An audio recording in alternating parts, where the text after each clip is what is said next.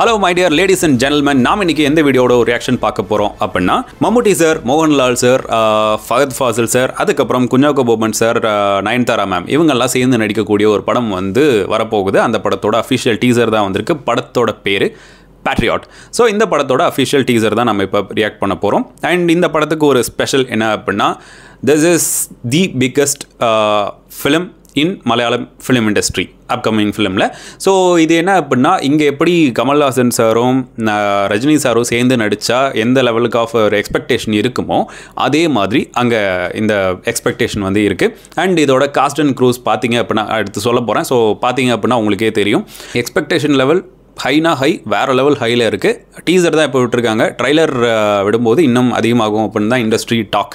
So இந்த படத்துக்கு யார் மியூசிக் அண்ட் ஒரிஜினல் ஸ்கோர் அப்படின்னா சுஷின் சாம். இங்கே எப்படி நம்ம அனிருத்தோ அதே மாதிரி அங்கே இவரோட மியூசிக் எனக்கு ரொம்ப பிடிக்கும். இந்த டீசருக்கு ஒரு வேறு லெவலில் சம்பவம் பண்ணியிருப்பார் அப்படின்னு நான் எதிர்பார்க்குறேன். அண்ட் அதே மாதிரி written and directed by Mahesh Narayanan, one of the promising director. எனக்கு தெரிஞ்சு நான் அவரோட டைரக்ஷனில் பார்த்த ஃபஸ்ட்டு படம் வந்து மாலிக், ஃபஹத் ஃபாசில் சாரை வச்சு டைரக்ட் பண்ணியிருந்தார். செம்ம படம், ரொம்ப சூப்பராக இருந்துச்சு அந்த படம். அது முடிஞ்சதுக்கப்புறம் தான் வந்து என்ன படம் இவர் பண்ணியிருக்காருன்னு பார்த்து சியூ சூன்ற ஒரு படம் கொரோனா சமயத்தில் வந்தது, அந்த படத்தையும் அதே மாதிரி டேக் ஆஃப் அப்படின்னு ஒரு படம் வந்திருந்தது, அந்த படத்தையும் இவர் தான் டைரக்ட் பண்ணியிருக்காரு. செம்ம சூப்பராக இருந்தது. And basically he is an editor. So இந்த படத்துக்கும் இவர் தான் எடிட் பண்ணியிருக்காருன்னு நினைக்கிறேன். ஆமாம், yes I think so. Yes, editor வந்து மகேஷ் நாராயணன், அதுக்கப்புறம் ராகுல் ராதாகிருஷ்ணன், ரெண்டு பேரும் சேர்ந்து எடிட் பண்ணியிருக்காங்க. இவர் வந்து பேசிக்காக ஒரு எடிட்டர் அண்ட் அதே மாதிரி ரைட்டர் ஆல்சோ. ஸ்டன்ஸ் வந்து திலீப் சுப்பராயன் சார் பண்ணியிருக்காங்க, அப்புறம் ஸ்டன் சில்வா சார் பண்ணியிருக்காங்க, மாஃபியா சசின்ற ஒருத்தர் பண்ணியிருக்காரு, ரியாஸ் ஹபீப் பண்ணியிருக்காங்க. ஓகே, அவ்வளோதான் இந்த படத்தோட டீட்டெயில்ஸ். அண்ட் இந்த படத்துக்கு எனக்கு பெரிய லெவலில் எக்ஸ்பெக்டேஷன் இருக்குது. கன்ஃபார்மாக நான் பார்ப்பேன். வீடியோ பார்க்குறதுக்கு முன்னாடி இந்த சேனல் வந்து 2 lakh சப்ஸ்கிரைபர்ஸ் ரீச் பண்ண போகுது. சரி, வேணாம் சொன்னாலும் பண்ண மாட்டீங்க. ஓகே, பார்த்துக்கலாம். 3, 2, 1 go. Anto Joseph film company, biggest film. ഒരു കാലത്ത് ഇവർ ഒരുമിച്ച് ഫഹദ് ഫാസിൽ സാറുടെ വോയിസ്. ഇത്രയും കാലം കൊണ്ട് അവർ നേടിയത് ഫോളോവേഴ്സിനെ അല്ല, ഫെയ്ത്ത്. Oh okay. വിശ്വാസം. What does this mean? Mahesh Narayan.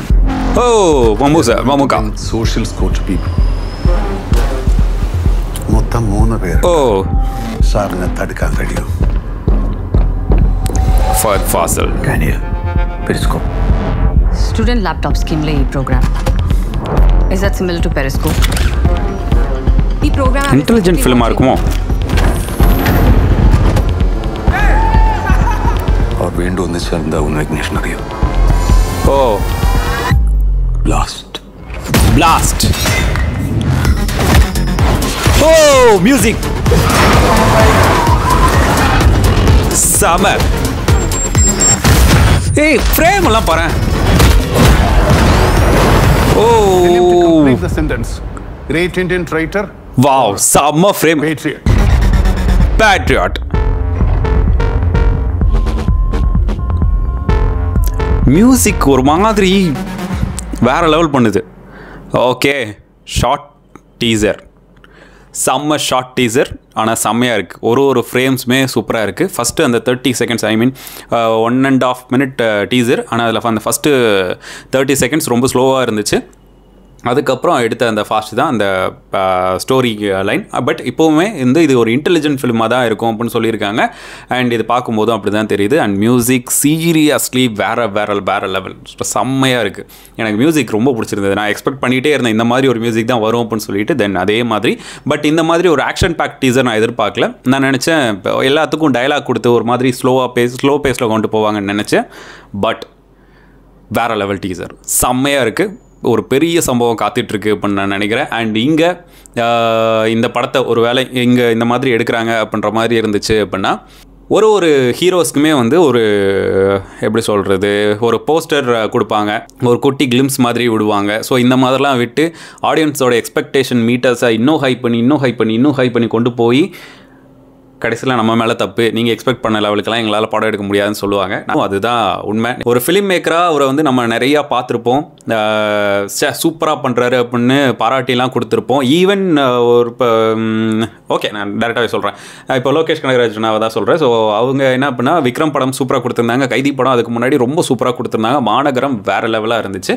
But அதுக்கப்புறமா வந்து அந்த லியோ படம் வந்து ஃப்ளாஷ்பேக் மட்டும் தான் சரியில்லை, மற்றது எல்லாமே சூப்பராக இருந்துச்சு, வேறு லெவலில் இருந்துச்சு. அதுக்கப்புறம் அந்த கூலி படம் எக்ஸ்பெக்டேஷனை இவங்க தான் க்ரியேட் பண்ணாங்க. க்ரியேட் பண்ண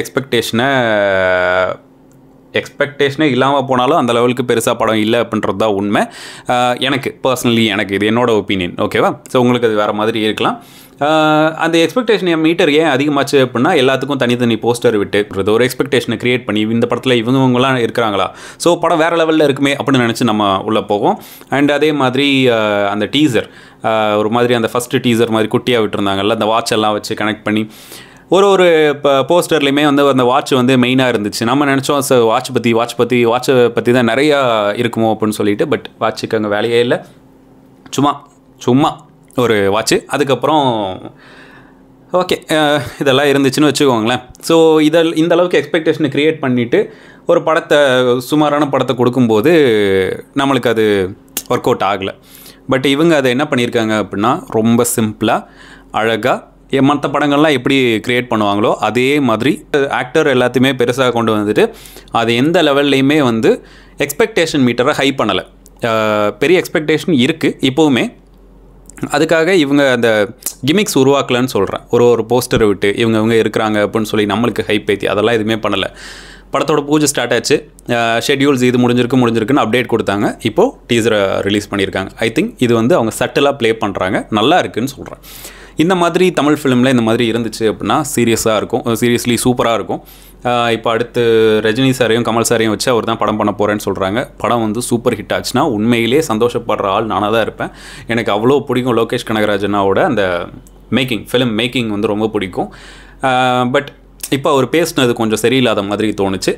இந்த படத்துக்கு இந்த மாதிரி, அதாவது இப்போ தமிழ்நாட்டில் எப்படி இந்த படம் பெருசாக இருக்குமோ கேரளாவில் இந்த பேட்ரியாட் அப்படின்ற படம் வந்து பெருசு.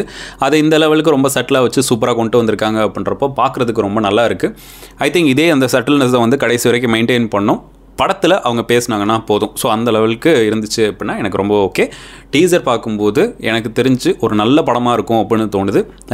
சும்மா இவங்க இருந்தால் நல்லாயிருக்கும் அப்படின்னு பிடிச்சி போடாமல் படத்துக்கு தேவையான ஆட்களை பிடிச்சி போட்ட மாதிரி தான் இருக்குது. ஸோ எனக்கு என்னோட எக்ஸ்பெக்டேஷனுக்கு இந்த படம் வந்து இந்த டீசர் வந்து ரொம்பவே நல்லா இருந்துச்சு அப்படின்னு சொல்லலாம். உங்களுக்கு வேணாம், நீங்கள் சொன்னாலும் பண்ண மாட்டீங்க, கமெண்ட்டும் பண்ண மாட்டீங்க, சப்ஸ்கிரைபும் பண்ண மாட்டீங்க, என்னத்துக்கு சொல்லலாம். பை.